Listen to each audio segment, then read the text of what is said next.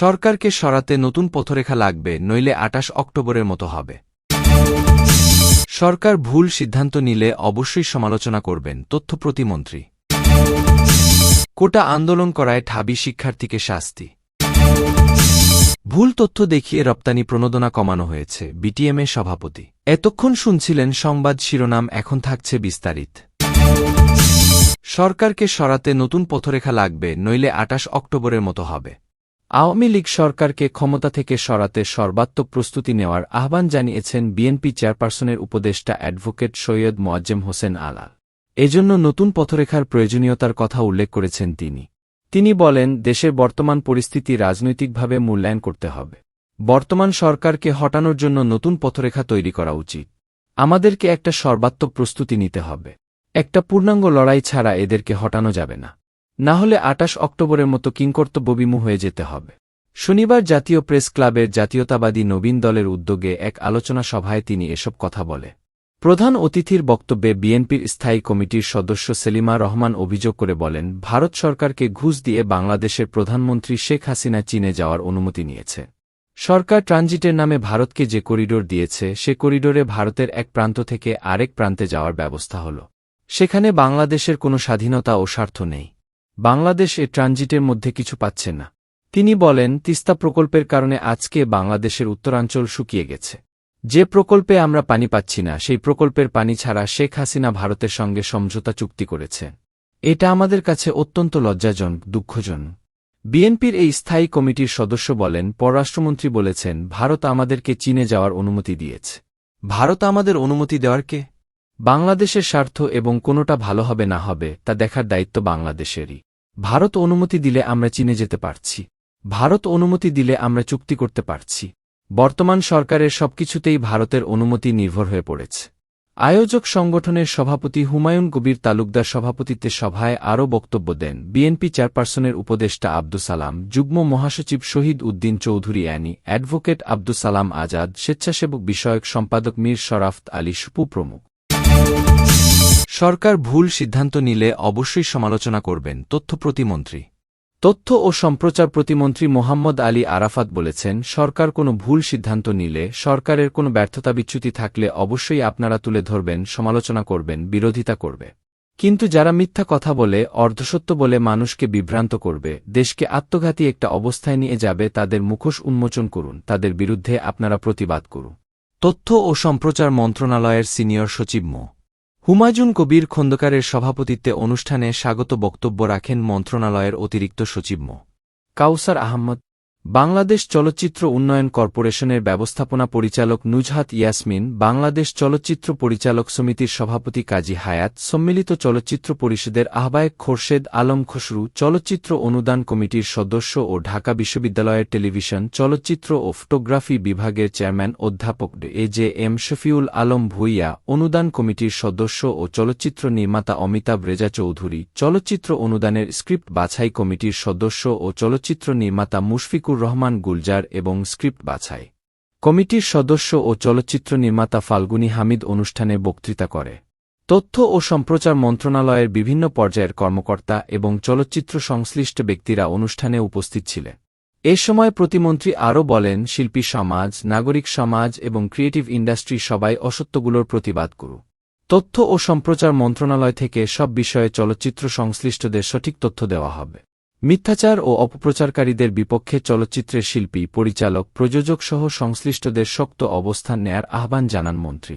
দেশের চলচ্চিত্র ও সাংস্কৃতিক ক্ষেত্রে যারা নেতৃত্ব দিচ্ছেন তাদের উদ্দেশ্যে এ সময় প্রতিমন্ত্রী আরও বলেন, এ দেশে বিভিন্ন বিষয় নিয়ে কিছু কিছু গোষ্ঠী আছে যারা অপতথ্য ছড়িয়ে মানুষকে বিভ্রান্ত করে। সরকারের বিভিন্ন সিদ্ধান্ত নিয়ে বিরোধিতা থাকতে পারে, ভিন্ন মত থাকতে পারে, কিন্তু অসত্য কথা বলে, মিথ্যা তথ্য ছড়িয়ে মানুষকে বিভ্রান্ত করলে সেখানে শিল্পী সমাজ এবং ক্রিয়েটিভ ইন্ডাস্ট্রির যারা আছেন তাদেরও কিছু দায়িত্ব পালন করার আছে এবং আপনাদের কাছে এখানে কিছু অবদান আমরা চাই। এ সময় প্রধানমন্ত্রী শেখ হাসিনার সাম্প্রতিক ভারত সফরে সই করা সমঝোতা স্মারকের প্রসঙ্গ।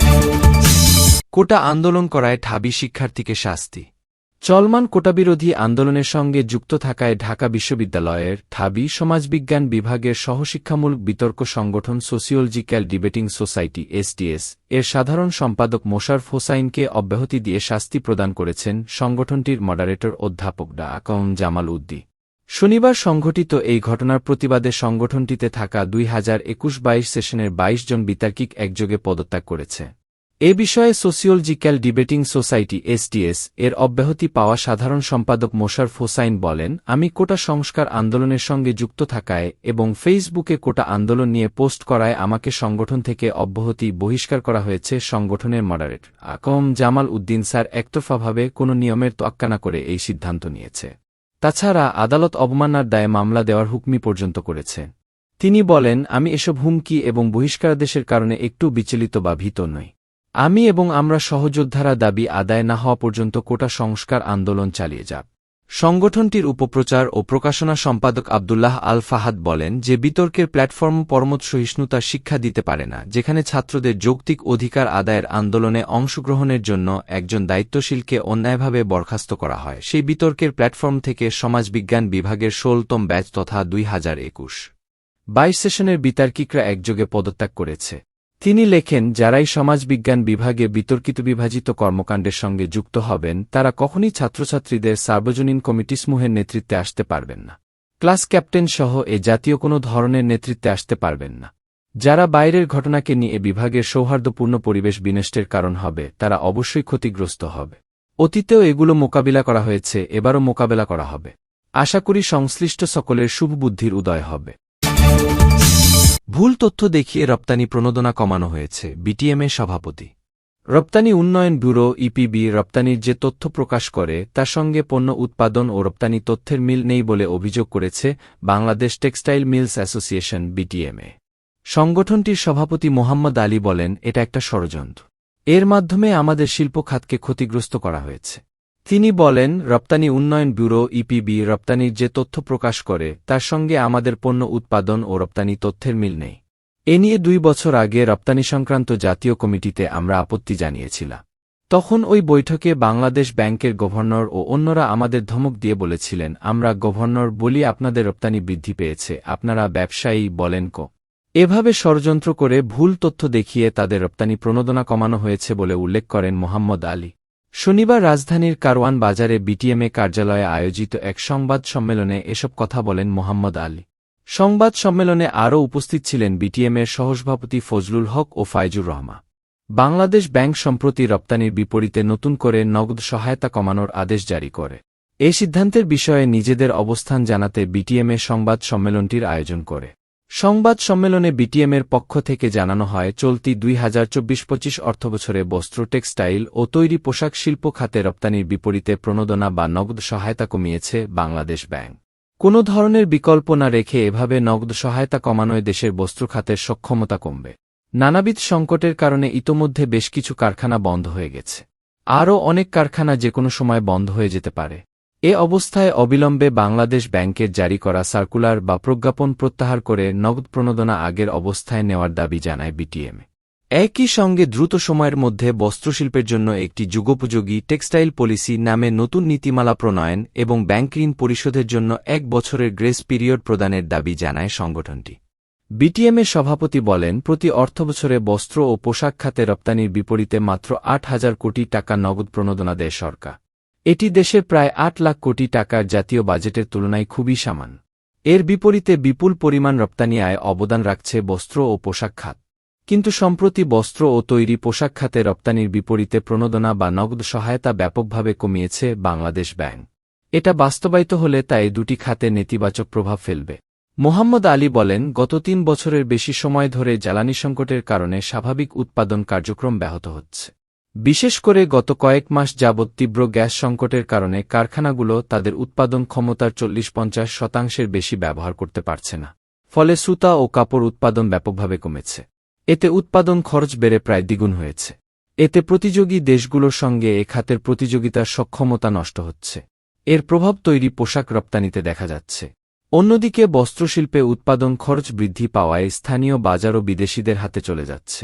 সংবাদ সম্মেলনে বলা হয়, বর্তমানে জ্বালানি সংকট ছাড়াও রপ্তানি উন্নয়ন তহবিলের ইডিএফ পরিমাণ ৩০ মিলিয়ন বা $৩ কোটি থেকে কমিয়ে ২০ মিলিয়ন বা $২ কোটি করা হয়েছে। ব্যাংকিংয়ের সুদের হার বেড়ে প্রায় ১৪.৫% উঠেছে, শ্রমিকের মজুরি ৭০% বেড়েছে, আর ডলার সংকটের কারণে চলতি মূলধনের ঘাটতি চলছে এবং কাঁচামাল আমদানিতে ঋণপত্র এলসি খুলতে সমস্যা হচ্ছে। এমন রকম পরিস্থিতিতে বস্ত্র খাতের সুরক্ষায় কোনো বিকল্প ব্যবস্থা না করেই প্রণোদনা কমানোর সিদ্ধান্ত নেওয়ায় সেটাকে সুচিন্তিত নয় বলে জানান মোহাম্মদ আলী। তিনি বলেন, রপ্তানির বিপরীতে নগদ সহায়তা কমানোর ফলে বস্ত্রশিল্প মারাত্মক ঝুঁকিতে পড়বে। এমনকি ব্যাপক সম্ভাবনাময় এ শিল্পটি ভবিষ্যতে দেশের পাটশিল্পের মতো বিলুপ্ত হয়ে যেতে পারে। বিটিএমএ সভাপতি আরও জানান, ২০২৬ সালে স্বল্পোন্নত দেশ এলডিসি থেকে উত্তরণের কথা বলে নগদ সহায়তা কমানো হয়েছে বলে তারা জানতে পেরেছে। তবে এলডিসি গ্র্যাজুয়েশনের এখনও প্রায় ২.৫ বছর বাকি। আর এলডিসি গ্র্যাজুয়েশন হলেও গ্রেস পিরিয়ড হিসেবে ২০২৯ সাল পর্যন্ত শিল্প খাতগুলো নগদ প্রণোদনা পেতে পারে। ২০০৪ সালে প্রতিবেশী ভারতের এলডিসি গ্র্যাজুয়েশন হলেও দেশটি এখনও বস্ত্র খাতে অগ্রাধিকার ভিত্তিতে নগদ সহায়তার বিকল্প হিসেবে বিভিন্ন নীতি সহায়তা ও প্রণোদনা দিচ্ছে।